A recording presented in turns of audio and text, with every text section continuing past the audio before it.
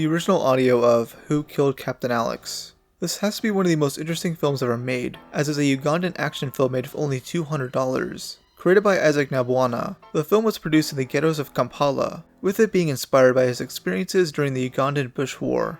Everything was done in-house, with it being edited on a computer built using scrap parts. Nabwana was self-taught, and had never actually been to a theater before, relying on descriptions given by family and friends. Who Killed Captain Alex was very clearly a passion project, and he used it as a way to showcase his love for over-the-top violence.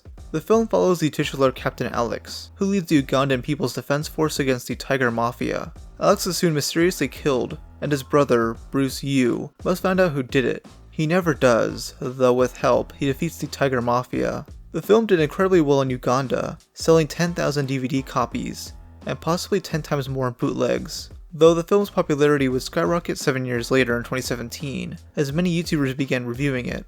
Who Killed Captain Alex is seen as the greatest so bad it's good movie, and many have come to appreciate how low budget it is.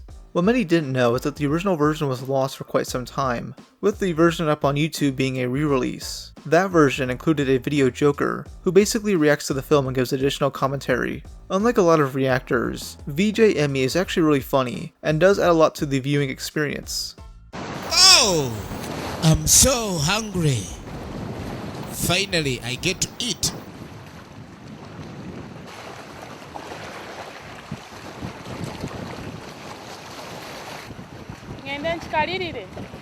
What the fuck? This version was made so that English speakers could enjoy the film, as the original was spoken in the Luganda language. The original was only intended for those in Uganda, though many fans of the film wanted to see it. Sadly, it seems to have been lost, as Nabwana had a habit of deleting the films after distribution due to low storage space. His area also dealt with various power outages, causing him to lose unsaved projects he had left open on his computer.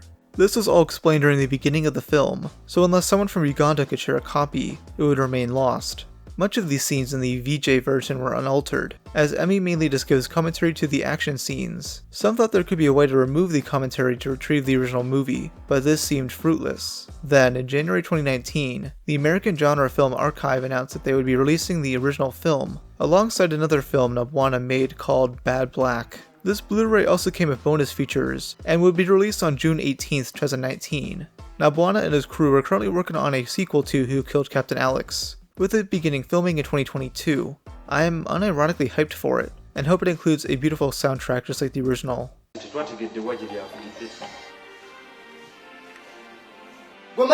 Machinery.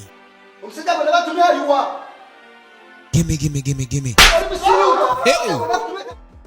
Aqua Teen Hunger Force Boston episode. The Boston bomb scare, also known as the 2007 Boston Moon and Night Panic, was a strange incident involving these LED play cards placed all over the city of Boston. Actually, they were placed across other cities in America, like New York City, Los Angeles, Chicago, Atlanta, Seattle, Portland, Austin, San Francisco, and Philadelphia, all in an effort to promote the upcoming movie based on the Adult Swim show, Aqua Teen Hunger Force. The LED signs depicted the Moonanites from the show flipping the bird, meant as a crude gesture to signal to fans of the series. On the morning of January 31st, 2007, a Boston citizen spotted one of these signs and alerted authorities, thinking the device looked suspicious. Police got a bomb squad involved, as they thought it could be an explosive device. Authorities would shut down parts of the city, soon finding out about the other devices, though fears were quelled upon learning that the signs were part of a publicity stunt. In a post-9/11 world, who puts cartoon characters attached to batteries on bridges around Boston? Some sort of moron? Turner Broadcasting would issue a statement, showing regret over the devices being seen as dangerous. The two men who led the stunt were arrested over displaying a hoax device meant to cause panic. They were made to do community service, and Turner had to pay $2 million in damages. Cartoon Network's general manager, Jim Staples, would leave due to the incident. To mock this event, an episode of Aqua Teen Hunger Force was produced as the premiere of Season 5, though it never got released. Adult Swim would intervene, having the show's creators make several rewrites and edits to not cause further controversy. Co-creator David Willis would state in a 2008 interview that there are actually 3 versions of Boston now, all mastered to VHS and sealed in a time-release vault to be opened in the year 2098, 25 years after our death. Hopefully by then, enough time will have passed, so that we can find some distance, and maybe discover the lighter side of the tragedy that befell New England on that day, when a light-bright moon alien could have ended it all. When asked if the episode would ever be released, Willis said, Yes, as soon as Boston gives us back our money. Around 2012, this image of Meatwad from the episode would surface, though nobody at the time knew it was from the Boston episode. More attention regarding the episode occurred shortly after, as Adult Swim briefly released the rude removal episode of Dexter's Lab. In April 2015, several news publications announced that the full Boston episode had been leaked. Actually, it was leaked months prior, on January 31st, the 8th anniversary of the Boston bomb scare. Uploads of it were getting removed off YouTube, so many had to make the effort to archive it elsewhere. In a Reddit AMA, Dave Willis was asked if he got bitched at because the episode was leaked. He responded, "No, it wasn't my fault, and whoever leaked it is a dick. Whatever that was, it was half done, if that. We had a great script, and we were going to complete it for the run of 10 episodes, but then weren't allowed to finish it. And then this leaked. I was hoping we would always have one completed episode that no one was ever going to get to see. And 40 years from now, Betty White's emaciated titanium exoskeleton could open the William Street vaults to view the lost episode on TV land. It would have been fitting. But the internet won't let you have nice things. A titanium skeleton can't be emaciated. Shit, my brain is getting droopy." The episode follows Master Shake and Frylock trying to sell Meatwad over the internet. So they travel to Boston to advertise him, placing lights that make civilians think he's a bomb. This causes a panic, and the episode ends with Carl being blown up. I played one of these since I was a kid. What is this, a cow giving head to a sheep?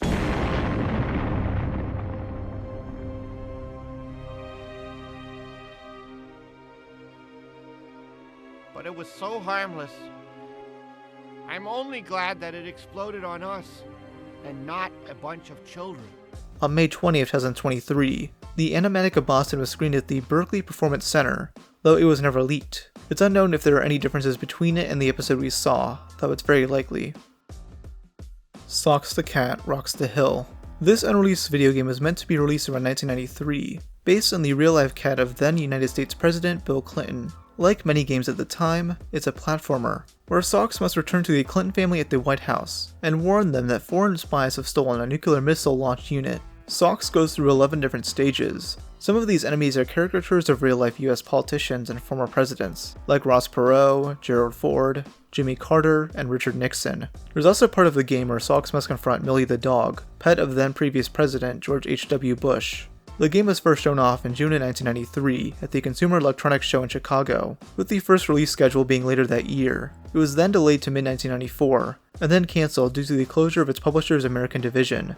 Many thought it was cancelled because of Nintendo's strict censorship, as the game featured loads of political themes. However, Nintendo reportedly liked the game regardless, and the closure of Kaneko was the real reason. Sometime before 2011, a former employee of Kaneko would sell a prototype copy to a man named Jason Wilson. Wilson, who also goes by Dream TR, is an avid video game collector who is also very prideful over owning the game. He had a friend upload this video to YouTube, being a purposely low quality video of him playing Socks the Cat. They admitted to doing this to troll fans who wished to play it, increasing the demand for it highly.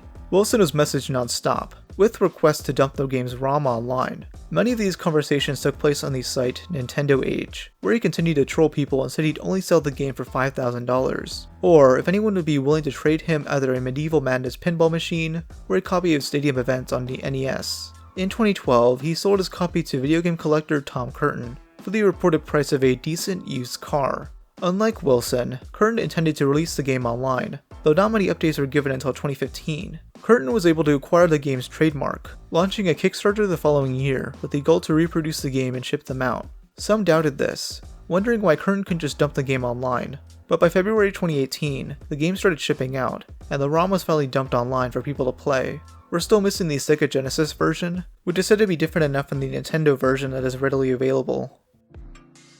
Toward Larsson's Eddsworld video. Back in 2021, I released the video 40 lost/deleted pieces of YouTube content. A lot of older fans of the channel are familiar with this one, and one of the topics I mentioned was a deleted video by Tord Larsson. Tord was a friend of beloved animator Ed Gould, helping him draw his Eddsworld comics, and animate the Eddsworld animated series. He left in 2008, though briefly made a cameo in a 2010 episode. A year later, Ed sadly announced that he was diagnosed with a form of leukemia, an illness he was able to successfully fight off back in 2006. He made a video announcing that he'd continue working on Eddsworld as long as he was physically able to. On March 25, 2012, he passed away, being only 23 years old. 5 days later, on March 30th, Tord would upload a video titled, "Tord explains why he left Eddsworld, RIP Ed Gould." Here he addresses everything, starting out by paying his respects to Ed. He then dives into what led him to drift apart from Eddsworld, saying that he had been harassed and stalked by fans of the series. This is to the point that fans are impersonating him on social media, so he wanted to build a new persona and start over. Sometime after this, Tord would delete his entire YouTube channel, making all the content on it lost. All we had from his video was a brief clip featured in the Tomska video, Your Eulogy, released on April 10th. Tord did this to hide from his rabid fanbase, and not much has been heard from him since. We did have the link to the video, but the Internet Wayback Machine did not have a proper archive. On April 2nd, 2022, a couple of months after I mentioned it in my YouTube Lost Media video, YouTuber Loco Diego uploaded the full audio from Tord's video. A comment thread mentions that the audio was found via a secret audio file, and that uploads seemingly kept getting taken down. It all seems vague, but it's suspected that Tord, or someone else from Ed's circle, might not want the video up. Finally, on August 2nd, 2024, YouTube user Binky So Stinky uploaded the entire original video, visuals and all, though his channel was quickly deleted, so another user named Balado uploaded it a day later. It's unknown why the channel was deleted, but it could be due to aforementioned copyright reasons. Before I end it, I want to once again tell Ed's family, his friends, I'm truly sorry for what has happened, and I wish I could have supported you, but as I've explained, I'm unable to because I didn't know what was going on. I didn't know what had happened before the YouTube video was posted. Copeland's Herobrine stream. When internet creepypastas were at their peak in popularity, one of the most popular was the story of Herobrine. Herobrine is a rumored mythical entity within the game Minecraft, who is said to stalk the player. Signs of him existing in the player's world include the construction of weird formations, random tunnels being dug throughout the world, and the removal of various leaves from trees. The myth originated from 4chan in 2010, with users making up stories of encountering Herobrine. They even posted a theory that the fictional character is the dead brother of Notch, Minecraft's creator. And by the way, Notch doesn't have a dead brother. A popular Minecraft streamer named Copeland got in on the fun, deciding to stage a hoax during a 2-hour-long livestream on April 30th, 2010. In it, he explores his world to showcase a custom texture pack. At one part of the stream, he enters a room he plans on refurbishing, where he briefly sees Herobrine and runs off. The stream then ends, with Copeland's computer crashing. On that same day, Copeland would post about it on livestream.com, writing, "Skip to the last 2 minutes." The post blew up, with many not believing the livestream to be a prank, though it wouldn't remain on the site for long, with the earliest mention of the livestream being lost coming from September 2011. This started the decade-long search for Copeland's Herobrine stream, with him not knowing where it could be. He would write about how he made the video, stating, "I spent a little while in Photoshop, putting an image of Herobrine and a painting. Yup, it was definitely a painting. And then put that painting up in a small room in one of my in-progress houses. My map was small at the time. I think it only had 3 houses. Anyway, I started streaming, and avoided that room for about an hour to 2 hours. I then happened to run into the room, and directly in front of the door was Herobrine. I screamed and ran out of the house, and turned off the stream. 2 screenshots are posted by the user Kalasmir, and recreations that appear on YouTube. One of them tried to trick users by claiming to be the original, though it had a different ending where the player falls into lava and is stared at by Herobrine. On October 6, 2020, a Reddit user named Curb Studios made an attempt to retrieve the original stream via the Internet Wayback Machine. This failed, as they were for some reason blocked from viewing the page. Not knowing how to circumvent this, none of his fellow posters could either, until a month later when EnderBoss25 began detailing his search on his YouTube channel. He managed to find more screenshots from it and obtained some files, but discovered that livestream.com had scrubbed all data of Copeland's stream. About 4 years later in 2024, Lost Media YouTuber Blame It on Jorge would make a video detailing the search, leading to way more interest. Literally the next day on July 15th, 2024, YouTube user Brutal Illenjomp, I think that's how you say it, would post the stream, leaving a comment explaining, "I've had this stream saved since 2010, and found out today that it's lost media thanks to Jorge's video. I downloaded it directly from Livestream, not from YouTube re-upload." Cause he keeps changing my skin back to the regular skin. Don't you guys? Him, he is him. Ah! Cope's finding me.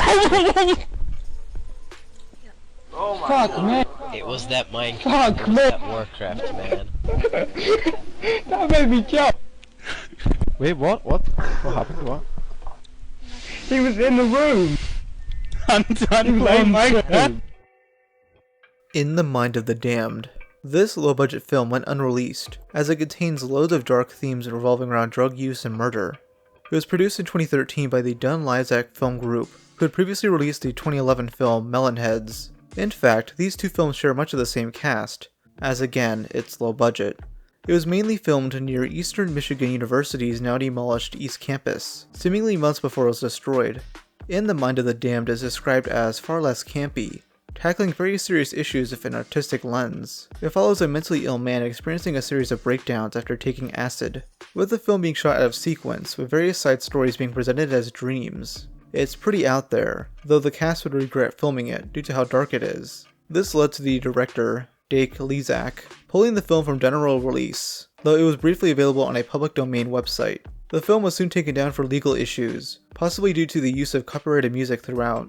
While it seemed that the film was lost, technically it was an open secret to a select few. YouTube user SuckerPunch321 uploaded the entire 38-minute film on March 8, 2014, but would only give it out to those who requested it, meaning the video was unlisted for nearly half a decade. The one anonymous viewer decided to leak it on December 24, 2018, uploading it to Google Drive. It's unknown who this person is, and that link doesn't work anymore. This leak caused Sucker Punch to make his upload public, explaining, "I had it on here privately for a number of years, and I would occasionally give people the link if they requested it. On one of these occasions, someone ripped it and posted it elsewhere. Because it was pretty much out there and I had no control over it at this point, me and the parties involved agreed we may as well just make it public at that point." A Self-Induced Hallucination. This film by Jane Juenbrunn is a documentary about the famous creepypasta character Slenderman. Slenderman, by this time, was mostly forgotten besides a terribly received horror movie released in the same year, 2018. It aims to demonstrate the blur between fiction and reality, showcasing various YouTube video essays, fan-made creations, parodies, and more involving the character. It eventually brings up real-life crimes involving Slenderman, including the 2014 Slenderman stabbings. In this case, two girls conspire to kill their friend to appease the creepypasta character, as they believed he was real. After thinking their friend was killed, they wandered the woods looking for Slenderman's mansion, wanting to become disciples of him. The film was widely praised, with La Cinema Club writing, "This interest in what is real and what isn't, and whether that even matters, is central to Schoenbrun's films, where unexplained horror phenomena often figures as a source of bonding for its lonely characters. The patchwork design of a self-induced hallucination is a reminder that no matter how lonely web surfing gets or how isolated someone may look trapped inside a YouTube window, the internet is still a community, whose members inevitably contribute unusual thrills, hidden knowledge, or new insights to one another." The film was uploaded to Vimeo for free on June 19, 2018, by the account The Ice Slicer. Its high praise would lead to the website itself promoting it, labeling it as a staff pick. However, it was strangely removed from the platform, and it would be lost for many years. When asked to re-release it, Jane said, "I have no desire to profit from it, or to commodify it in a traditional sense. It feels too personal to me to do that." It would be screened on April 10, 2022 at the Brooklyn Academy of Music, with Jane doing a Q&A. Less than a year later, on February 1st, 2023, Internet Archive user file-saving archivist of Moving Image Things uploaded the whole documentary to the site. This included all 3 video resolutions that came from an archive download link of the film. Jane themselves then mentioned this on Twitter, hoping someone would leak it. Usually, the creator doesn't like their work being leaked. Even more surprising is that they post the full finalized cut of A Self-Induced Hallucination on Vimeo. And that leads us to the 2018 upload, so I guess it was just privatized for all these years. Don't know why, but okay. Cameraheads.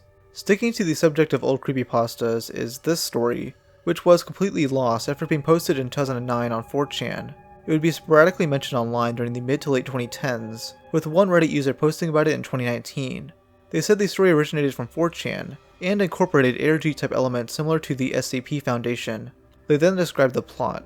The story follows a man who discovers a torn backpack and books everywhere while walking. The character finds the backpack, which has a tape, a broken camera, and a letter that says, "I killed a camerahead." The character investigates what may have happened, but finds out he is being stalked by creatures called the Cameraheads. The character slowly descends into madness as he looks further into what the Cameraheads are. Besides from their name, they're described to be kind of like the Rake and Slenderman, especially in behavior. Interestingly, the Cameraheads predate those two characters allegedly. Another thing about them, stated in a post I found, said the details of their body was like something from H.R. Geiger, but they were half-mechanical creatures. Additional things recalled about the story is that the tape mentioned earlier was like the memories from the camerahead of what it saw. After being shared around 4chan, it would soon be posted to the site Xenopedia. There are no archives of this page, but the Reddit user states it was placed in the bullshit category, meaning the creepypasta was considered bad, oversaturated, or both. Around this time, 4chan began their own investigation, with one thread from August 2020 finding this old YouTube video, simply titled Camerahead. It was uploaded on August 8, 2009 by the YouTuber Kotiakov.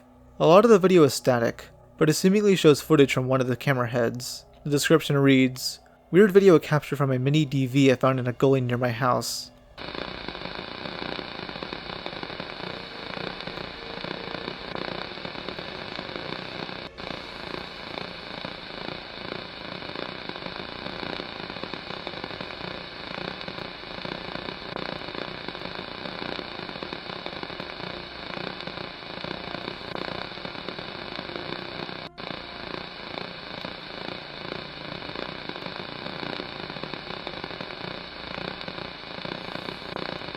The timing of this upload made it clear to many that this was made for the creepypasta, especially with all the creepy imagery. The video by itself isn't all that unsettling, but the fact that the story it's based on was lost, it made things eerie. Finally, on October 19, 2020, Lost Media Wiki user Marvin 005 was able to find an archived link of the recent changes page on Xenopedia. Here, they found the full transcript of the original 2009 4chan post, rendering it found. The story reads, "X, what's a camerahead? I was walking home through a nearby gully and came across a weird stack of rocks and a torn envelope with some writing on it. It appeared to have been written in charcoal or ash. It said, 'I killed a camerahead.' On the next line, it took Trevor.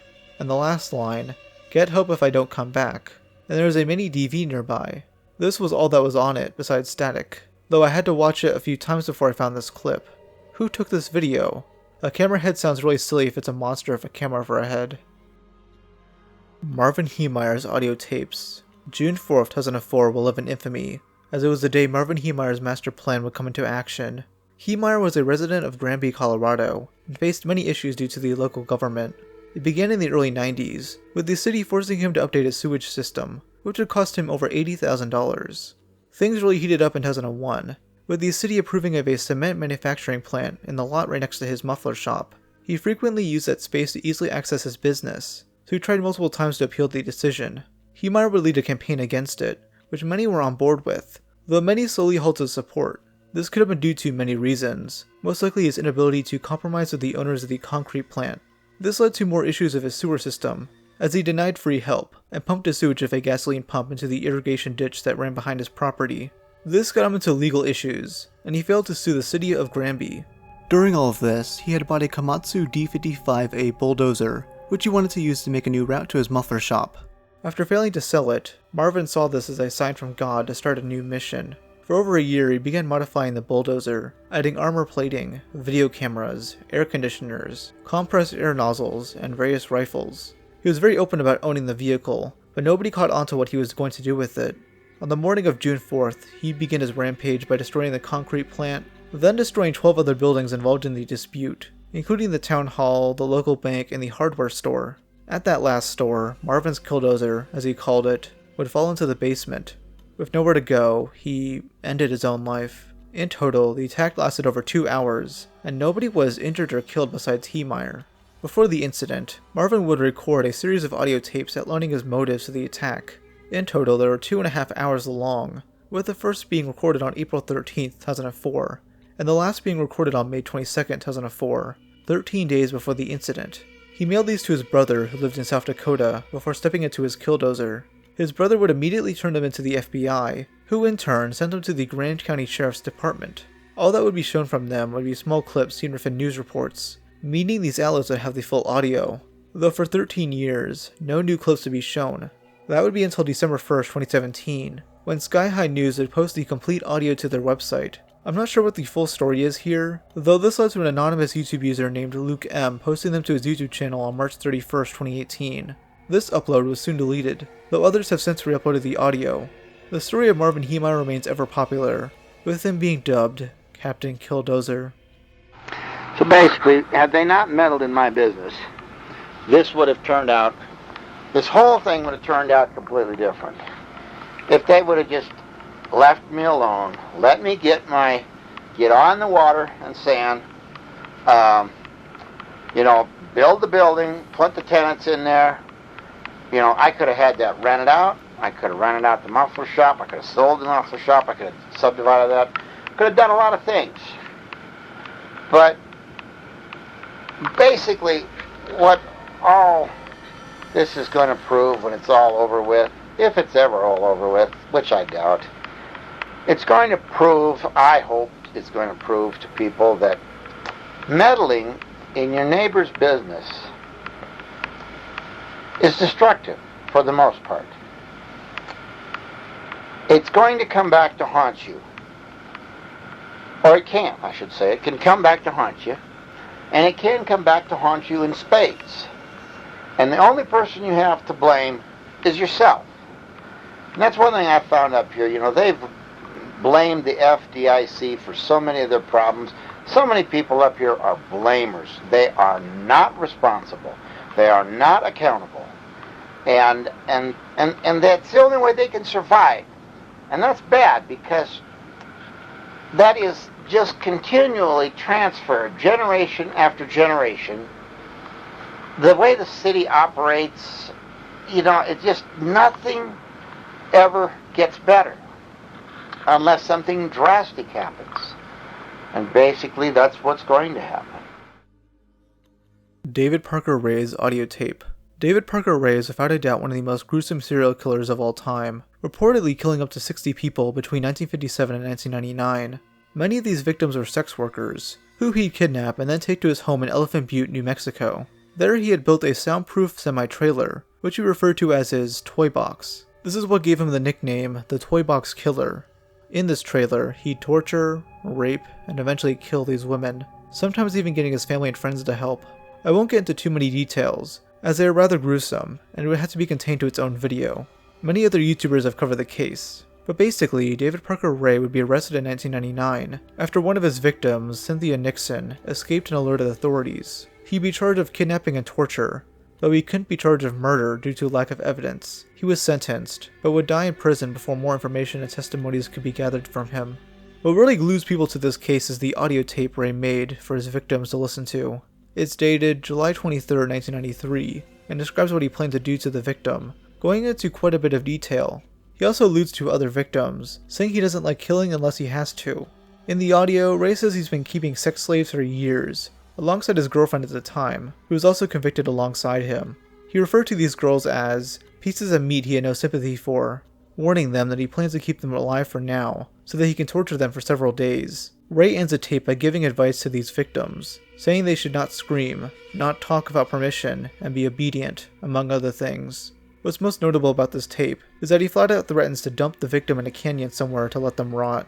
This led to theories stating that Ray used the various jobs he had in Elephant Butte and Truth or Consequences to travel around and hide dead bodies. While the transcript itself is widely available, the audio of it is lost. This hasn't stopped others from making recreations. Hello there, bitch. Are you comfortable right now? I doubt it. Wrists and ankles chained, gagged, probably blindfolded. You're disoriented and scared too, I would imagine. Perfectly normal under the circumstances. That recreation by YouTuber The London Caller is also lost now, besides clips occasionally being used in horror lists like that one from Top 15s. On October 6, 2022, Lost Media Wiki user Tom Servo, aka Joe Pastoris, was sent a New Mexico Inspection of Public Records Act request to the New Mexico Department of Public Safety. This was in order to obtain the full digital copy of the tape, and 15 days later, he'd receive it. They'd sent him the full 5-minute recording via a MP3 file, which he'd upload to both YouTube and the Internet Archive.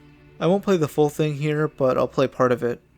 What all this amounts to is that you're going to be kept naked and chained up like an animal, to be used and abused at any time we want to, in any way that we want to. And you may as well start getting used to it, because you're going to be kept here and used until such time as we get tired of fucking around with you. And we will, eventually, in a month or 2, maybe 3. It's no big deal. My lady friend and I have been keeping sex slaves for years. We both have kinky hang-ups involving rape, dungeon games, etc. We we found that it is extremely convenient to keep 1 or 2 female captives available constantly to, satisfy our particular needs. We are very selective when we snatch a girl to use for these purposes. It goes without saying that you have a fine body and you're probably young, maybe very young, because for our purposes we prefer to snatch girls in the early to mid-teens, sexually developed, but still small-bodied, scared shitless, easy to handle, and easy to train.